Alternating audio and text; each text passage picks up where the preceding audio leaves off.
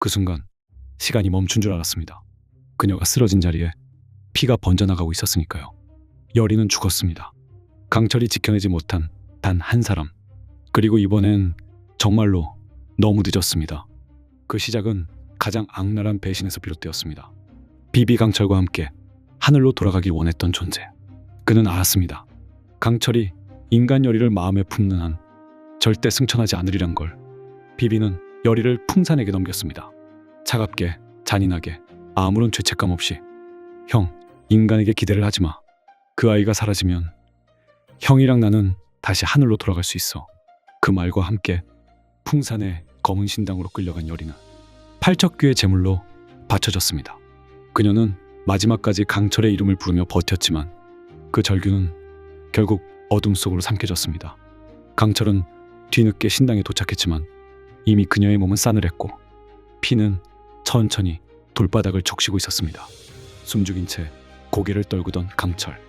떨리는 손으로 여리의 손을 감싸주는 그 순간 그의 눈동자가 붉게 변하기 시작합니다. 너마저 지킬 수 없다면 내가 왜 인간으로 남아야 하지?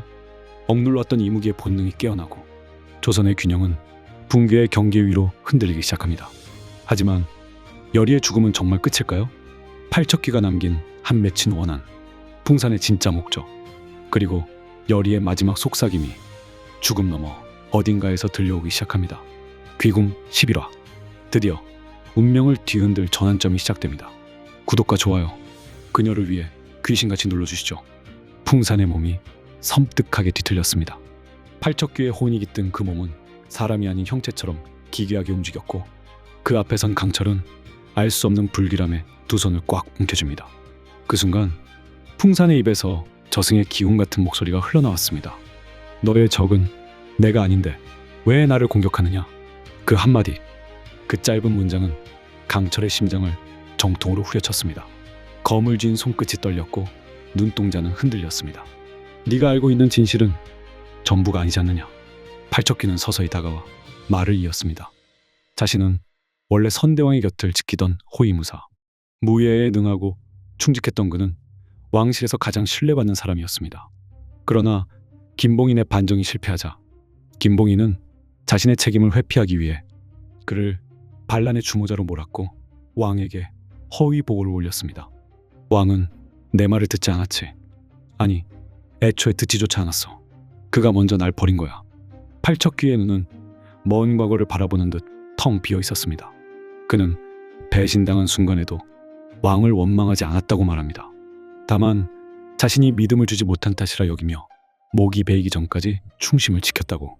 그러나 죽은 뒤 그는 모든 진실을 보게 됩니다. 왕이 날 버렸다는 걸 그제서야 알았지. 나는 죄인이 아니었다. 나는 단지 왕을 지킨 죄밖에 없었다. 그 분노는 원한이 되었고 그의 혼은 그날 이후 팔척귀가 되어 왕족에게 저주를 내리는 귀가 되었습니다. 나는 김봉인을 원망하지 않았다.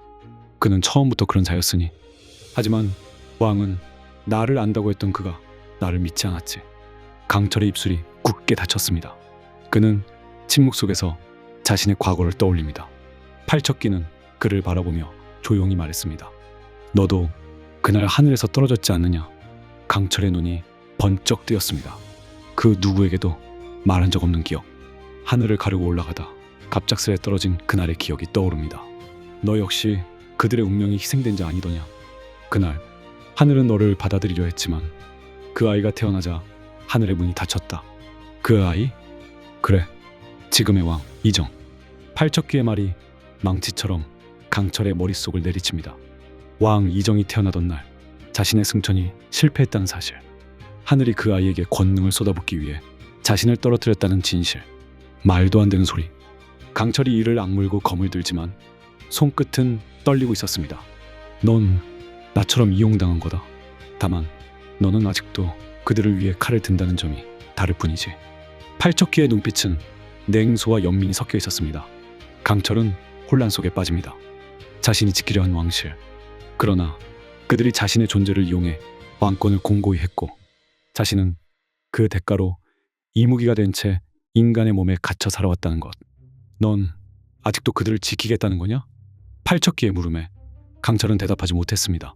그의 가슴 안에서 믿음과 의심이 싸우고 있었고, 한때는 분명하다고 믿었던 정의가 금이 간 유리처럼 갈라지고 있었습니다. 하지만 결국 강철은 검을 들었습니다. 그의 목소리는 낮았고 흔들렸지만 단호했습니다. 그래도 넌 사람을 죽였다. 그건 그 누구의 원한이라도 용납될 수 없어. 팔척귀는 조용히 웃었습니다. 언젠가 너도 알게 될 것이다. 지킨다는 것이 얼마나 잔혹한 일인지.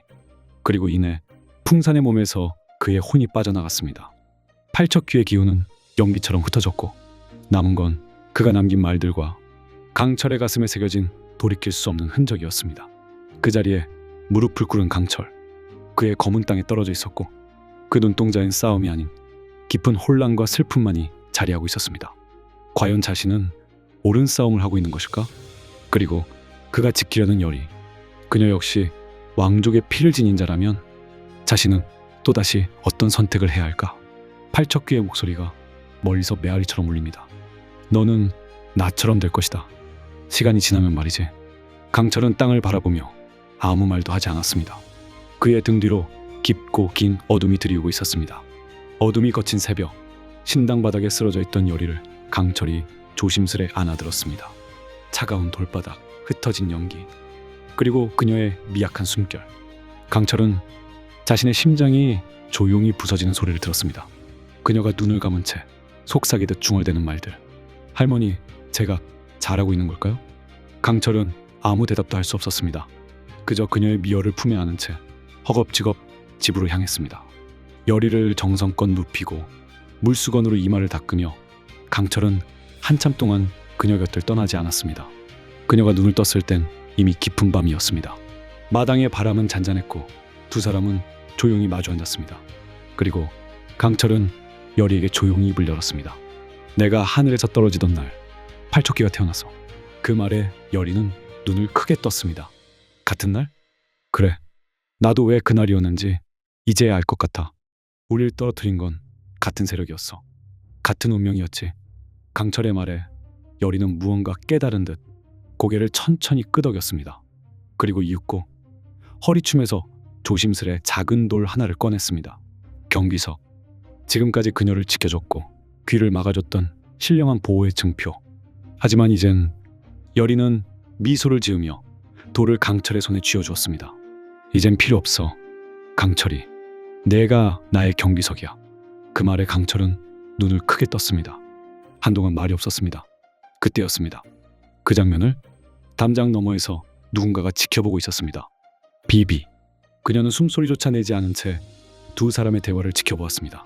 그의 눈빛, 그의 손끝, 그리고 여리를 바라보는 그의 눈에서 더 이상 하늘을 향한 흔적은 보이지 않았습니다. 강철은 더 이상 승천을 꿈꾸는 신이 아니었습니다. 그는 여리 곁에 머물기를 선택한 인간의 감정을 품은 몸주신이 되어가고 있었습니다. 비비의 눈에 슬픔과 실망이 겹쳐졌습니다. 그녀는 속삭이듯 말했습니다. 하늘이 아니라 인간을 택한 거야? 그 목소리는 흔들렸고 이내 분노로 뒤덮였습니다. 그녀의 눈동자에 번지는 건 실망이 아니라 절망이었습니다. 이제 돌이킬 수 없겠군. 그렇다면 널 다시 되돌릴 방법은 하나뿐이야. 비비는 조용히 몸을 돌렸습니다. 그녀의 마음속에 번져가던 건 한 사람을 잃은 슬픔이 아니라 그 사람을 되찾기 위한 냉혹한 결심이었습니다. 비비는 어둠 속에서 조용히 그들의 대화를 엿듣고 있었습니다. 마주 앉은 여리와 강철. 서로를 향한 눈빛은 더 이상 수호자와 신기를 타고난 무녀의 그것이 아니었습니다. 사랑이었고 헌신이었습니다. 나는 이제 경비석이 필요 없어. 강철이, 네가 나의 경비석이야. 그 말에 강철의 눈빛이 흔들렸습니다. 승천을 꿈꾸던 하늘의 존재였던 그는 지금 이 순간 오직 여리 곁에 머물기를, 그녀의 삶이 닿을 때까지 함께하기를 바라고 있었습니다. 비비는 조용히 이를 악물었습니다. 하늘로 돌아가야 할 존재가 사랑이라니, 그것도 인간을 향한 감정이라니. 그는 강철이와 함께 하늘로 승천할 줄 알았습니다. 오래전부터 그리 꿈꿨고 준비해왔던 길이었죠. 그런데 지금 강철은 하늘보다 여리를 택한 것입니다. 그때 풍산이 어둠 속에서 나타났습니다. 비비에게 다가와 조용히 속삭였습니다. 강철과 함께 하늘로 가고 싶지 않습니까? 비비의 눈빛이 흔들립니다. 그런 당신이 열이라는 존재 하나 때문에 하늘을 버리려 합니다. 그 여인을 저에게 데려오십시오. 그러면 강철이 반드시 다시 하늘을 택할 것입니다. 그 한마디는 비비의 마음을 흔들기에 충분했습니다. 여리는 약점이었고 강철의 마음을 붙잡고 있는 쇠사슬이었습니다. 그날 밤 궁으로 들어간 비비는 경계가 풀린 틈을 타 혼자 남은 여리를 덮쳤습니다. 그 어떤 고통의 소리도 낼 수 없도록 그녀는 조용히 납치되었고 그녀의 발길은 다시 풍산의 신당으로 향하게 됩니다. 풍산의 눈빛엔 기쁨이 가득했습니다. 그토록 원하던 순간 팔척귀의 저주를 막는 신기의 무녀가 자신의 손에 들어온 것입니다. 이제 아무도 막을 수 없다. 풍산은 차가운 칼날을 들었습니다. 여리는 눈을 감았고 강철의 얼굴이 그녀의 마지막 숨결 속에 떠올랐습니다. 강철이 미안해요. 그녀의 숨이 끊어졌을 때 풍산과 김봉희는 서로를 바라보며 만족스러운 미소를 지었습니다. 팔척귀의 저주를 방해하던 무녀는 사라졌다. 이제 왕 이정을 끌어내릴 때다. 김봉희는 오래전부터 준비해온 계획을 꺼냅니다. 그는 반정에 실패한 과거를 품고 살아온 자였습니다. 그러나 이제 팔척귀라는 존재를 이용해 왕 이정을 저주에 걸린 자로 몰아붙이고 새로운 왕을 옹립하려 하고 있었습니다. 그가 선택한 인물은 팔척귀의 저주에서 자유로운 왕가의 후손, 호평대군의 5대손 이화성이었습니다. 이화성은 건강하고 강직하며 무엇보다 팔척귀에게 저주받지 않은 존재입니다. 그렇기에 그를 왕으로 올린다면 팔척귀를 몰아낸 구원자라는 이미지를 만들 수 있었고 조정의 신하들 또한 이를 받아들일 수밖에 없는 상황이었습니다. 새 왕은 팔척귀를 몰아낸 자가 될 것이요. 그 말 한마디에 모든 수가 움직이기 시작했습니다. 하지만 그들은 모릅니다. 여리가 죽었다고 끝이 아니란 걸. 팔척귀의 저주는 단순한 사망으로 멈추지 않는다는 것. 그리고 강철은 아직 움직이고 있다는 것을. 그녀를 잃은 강철은 이제 더 이상 인간의 윤리에 얽매이지 않을 것입니다. 그가 향하는 길이 복수일지 구원일지 그 누구도 예측할 수 없습니다. 귀궁의 밤은 이제 진짜 끝을 향해 가고 있습니다. 여리는 결국 죽었습니다. 하지만 그녀의 죽음은 끝이 아니라 또 하나의 시작이었습니다. 팔척귀의 저주를 막고자 경비석 없이 강철 곁을 지키고자 했던 여리는 풍산의 손에 의해 생을 마감했습니다. 그러나 그녀는 그대로 사라지지 않았습니다. 여리의 혼은 망령이 되지 않았습니다. 그녀는 곧 귀가 되어 그 누구보다 맑고 고요한 영으로 이승에 남게 되었습니다. 강철은 피투성이가 된 여리의 몸을 안고 폐허가 된 신당 앞에서 오열했습니다. 그의 실력은 이미 한계에 이르렀고 이제 더는 어떤 이도 지킬 수 없다고 느끼고 있었죠. 그러나 그 순간 바람이 바뀌었습니다. 강철 앞에 하얀 안개 속을 헤치며 여리의 혼이 모습을 드러낸 것입니다. 그녀는 더 이상 고통에 찬 얼굴이 아니었습니다. 맑고 고요한 귀의 형상으로 부드럽게 강철의 이름을 불렀습니다. 강철아, 울지 마세요. 강철은 눈을 떴고 한동안 말을 잇지 못했습니다. 그녀는 분명 죽었지만 오히려 살아있을 때보다 더 단단하고 평온한 존재가 되어 있었습니다. 여리는 말합니다. 팔척귀의 혼을 느낄 수 있다고. 그리고 그가 왜 이승을 떠나지 못했는지도 이제 이해할 수 있다고요. 그분은 원한 때문이 아니라 외로워서 남은 거예요. 자신을 믿지 않은 왕에게 버려졌다는 사실 하나만으로 여리는 팔척귀의 과거를 보았습니다. 왕을 지키기 위해 목숨을 바쳤던 날 그가 들었던 마지막 말이 배신자였다는 사실도요. 그 기억을 함께 느끼며 여리는 그를 저주할 수 없었습니다. 우리는 보내드려야 해요. 억울하게 죽은 자가 아니라 지켜내려다 상처받은 충신으로. 강철은 여리의 귀한 얼굴을 바라보며 마침내 무너졌던 마음을 다잡았습니다. 그리고 그들은 왕 이정을 찾아갑니다. 왕 역시 선대왕이 내렸던 어리석은 판단을 듣고 말없이 고개를 떨굽니다. 그는 나의 아버지를 믿었던 자였지. 그 마음을 우리가 짓밟았군요. 여리의 혼과 함께 강철과 왕은 팔척귀가 남긴 마지막 기억이 머무는 장소, 바로 선대왕의 사당으로 향합니다. 거기서 여리는 마지막 주문을 외웁니다. 팔척귀의 혼이 조용히 모습을 드러내고 그 앞에선 여리는 말합니다. 당신은 나와 같아요. 지키고 싶었지만 지키지 못했던 자. 팔척귀의 검붉은 안광이 흔들립니다. 처음으로 귀가 눈물을 흘립니다. 나는 용서받을 수 있을까? 여리는 미소 지으며 고개를 끄덕입니다. 이미 용서받으셨고 이젠 떠나셔야 해요.